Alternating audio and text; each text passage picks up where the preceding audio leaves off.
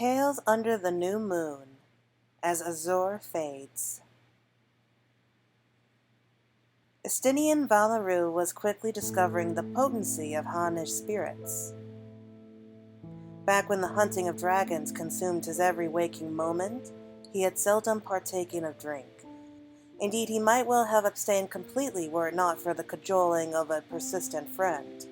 But having cast off the mantle of Azure Dragoon and taken to the road at the end of the Dragonsong War, he had been surprised to find that he rather looked forward to the reward of a drink in the evening. And this evening he had met his match in a new variety of liquor. More fire than water, this.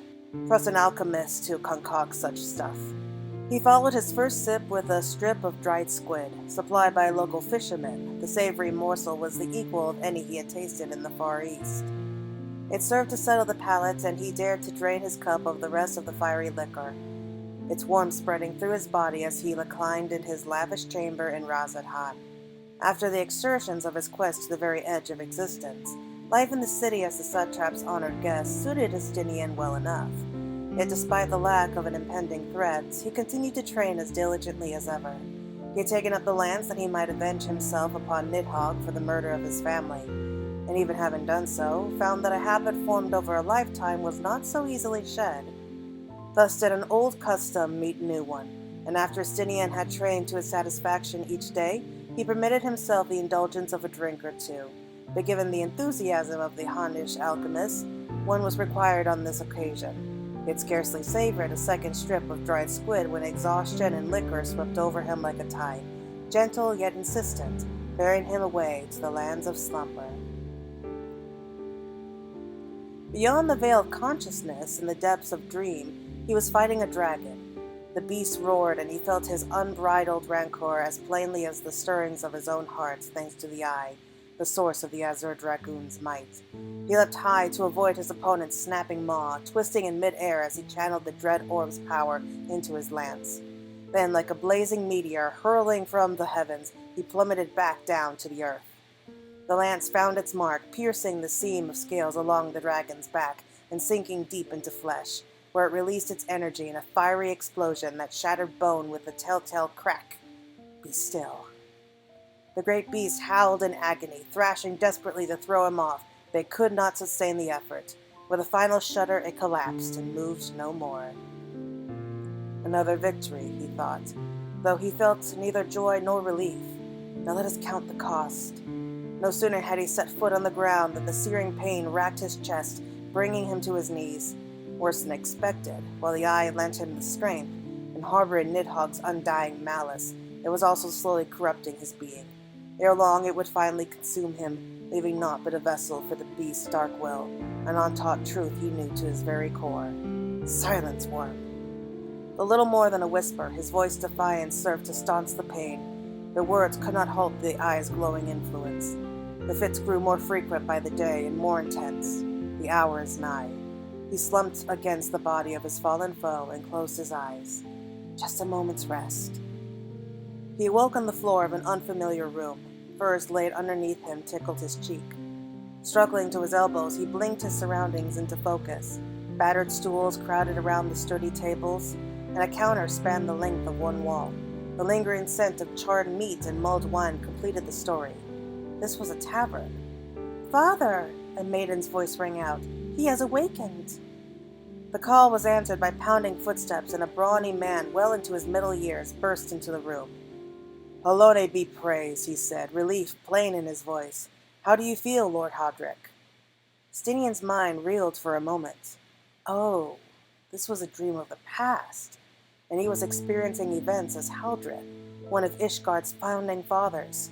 Together with his sire, King Thordan, he had slain the great worm Ratatoskr and later gouged out her brother Nidhogg's eyes, whose power he had harnessed to become the first Azure Dragoon. As these memories rose up, he found he could remember the man regaling him with such worry.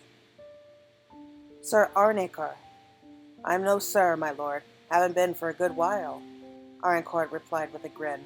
"Just the keeper of a tavern now, as you can see." 20 long years ago, Haldred had sworn to live out his days in exile as a solitary hunter of dragons. In the course of stopping for supplies in nearby settlements, however, he had learned of Sir Orinquart de Cordelats, retirement from service, and subsequent purchase of the establishment in which he now found himself. The news that one of their number had chosen a quiet life had come as something of a shock, but to behold his old comrade in his new home, he could not help but feel assured. Neither am I a lord, my friend, be it yours or anyone else's. But tell me, how did I come to be here? Bretonline, my daughter, Orinquart replied, gesturing at the dark-haired maiden beside him. She found you lying next to a dead dragon. Father has regaled me with tales of your deeds ever since I was little, said Bretonline, her words tumbling out with ill-concealed excitement. You are an inspiration to me, my lord. Like you, I wish to protect our people from the Dravanian menace. She's bent on joining the Temple Knights, Orinquart interjected with a grunt, and nothing we say or do will dissuade her. As a matter of fact, she was out training with her lance when she stumbled upon you. As he gazed at Bretonline, Haldreth knew a twinge of sorrow, for in her determined eyes he saw the fire that had once burned in his own, long since extinguished. My first thought was to seek the Temple Knight's aid, Bretonline continued, but you spoke my father's name in your sleep, so I brought you here instead. Well now, Haldreth grinned, what good fortune to be found by the daughter of an old friend, and not a friend of my fallen foe. Bretonline did not return his smile. Begging your pardon, my lord, 'twas more than good fortune. A voice led me to you. A voice? Whose? I do not know, she conceded, frowning in the act of recollection. But I heard them in my mind, and they sounded like storm winds.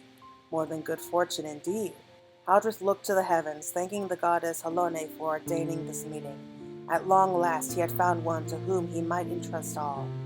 What you heard, Haldreth began, was the will of Nidhogg. So speaking, he laid a hand upon his silver breastplate, where a grotesque object had fused itself, one of the great worm's eyes pulsating with baleful light.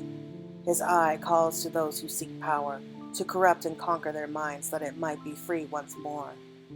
Then, maybe we should take you to the Temple Knights after all, Bretonline exclaimed, taking a step forward. The Chirurgeons might be able to help you. Haldreth stayed her with a raised hand. "'Tis no use, child," he said gently.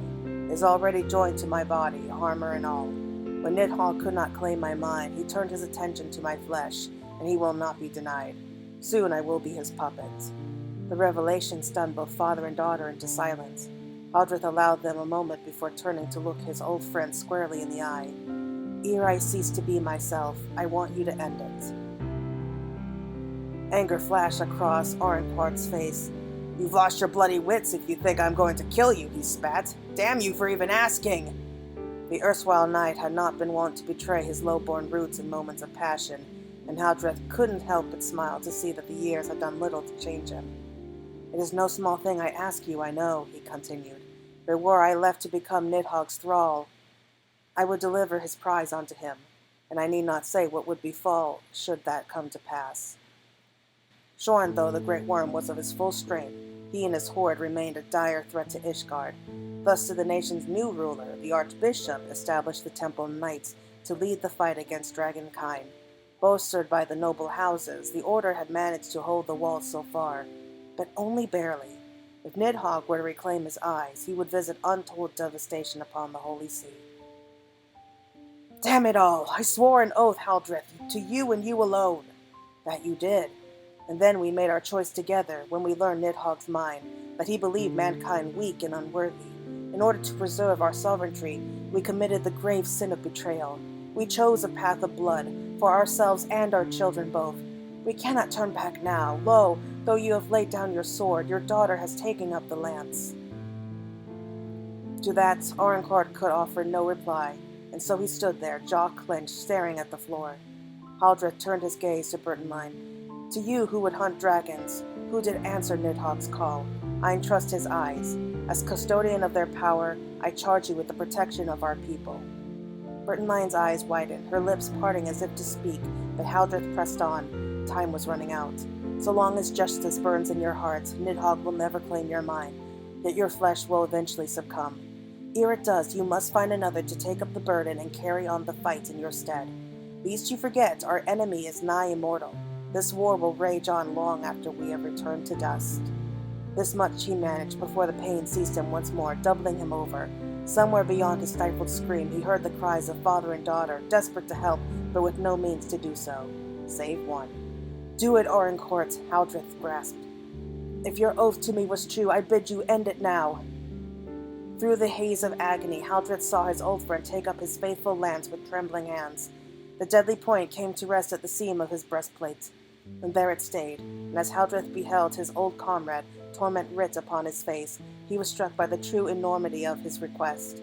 He had extended the hand of fellowship to Arincourt, raising him up from ruffian to knight, and Arincourt had never forgotten the debt. He had rewarded Haldreth's faith with absolute loyalty, and could no more harm him than he could his own kin. Cursing himself, Haldreth sought for the words to compel his friend to do that which his heart forbade, when Burton Lyon's voice cried out, "Let me help, father!" And without waiting for an answer, she wrapped her hands around the shaft of the lance just below her sire's. "The burden of this sin I shall bear with you." The pair shared a solemn glance, and Arincourt nodded with a look that was equal parts sadness and pride. Haldreth managed to smile in spite of the pain. "Thank you, my friend, my successor, and farewell. May the bloodshed come to an end one day, and our progeny know peace once more." With that, the mighty lance that had slain countless dragons plunged into his chest, impaling his heart and bringing an end to the dream. Estinian woke with a start. A film of sweat had formed on his brow, and as he wiped it away, his eyes wandered to the fearsome halberd propped in the corner of his chamber, a weapon which bore the name of his nemesis. Of all the things to show me. Once upon a time he had taken both of Nidhogg's eyes in his hand, and had been possessed by the worm's vengeful spirit for his trouble. Could it have been the eye's twin, once embedded in Haldreth's ageless corpse, which had given rise to the vision? Estinian shook his head. Why waste time wondering when the few who might feasibly know were long dead? Besides, it's over now. Rising to his feet, he walked to the window and opened it to let in the breeze. It took 1,000 years, but we have peace again. Rest well, Haldreth. Outside, beneath the veil of night, Razad Han shone splendidly at him in all its many colors.